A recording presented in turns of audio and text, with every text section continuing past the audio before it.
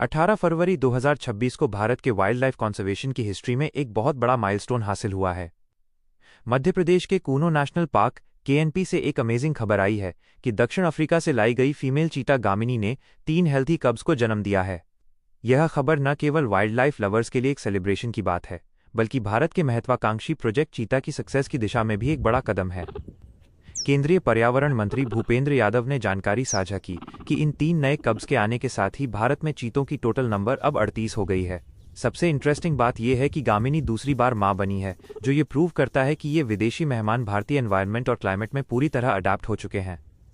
भारत में चीतों को 1952 में ऑफिशियली एक्सटिंक्ट घोषित कर दिया गया था, लेकिन अब प्रोजेक्ट चीता के जरिए दुनिया का पहला इंटरकॉन्टिनेंटल ट्रांसलोकेशन प्रोग्राम सफलतापूर्वक आगे बढ़ रहा है। गामिनी के इन कब्स का जन्म दक्षिण अफ्रीका से चीतों के भारत आने के ठीक 3 साल पूरे होने के स्पेशल ओकेजन पर हुआ है, जो इस मिशन के लिए एक सुखद संयोग है। अब तक भारतीय धरती पर पैदा हुए जीवित कब्स की संख्या 27 तक पहुंच गई है, जो इस पूरे प्रोजेक्ट की सस्टेनेबिलिटी को दर्शाता है। विशेषज्ञों का मानना है कि इन कब्स का हेल्थी जन्म और उनकी सर्वाइवल रेट कूनो के फील्ड स्टाफ, वेटरनेरियंस और वैज्ञानिकों की हार्डवर्क और मॉनिटरिंग का नतीजा है।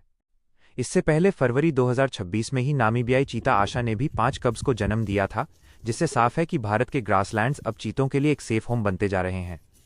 कूनो नेशनल पार्क का इकोसिस्टम इन प्रेडेटर्स के प्रजनन के लिए काफ़ी फेवरेबल साबित हो रहा है। ये नन्हे शिकारी न केवल चीतों की संख्या बढ़ा रहे हैं, बल्कि प्रकृति के बैलेंस को बनाए रखने के भारत के स्ट्रॉन्ग कमिटमेंट का भी प्रतीक हैं। उम्मीद है कि ये शावक सुरक्षित रूप से बड़े होंगे और भारत की बायोडाइवर्सिटी को और भी रिच बनाएंगे।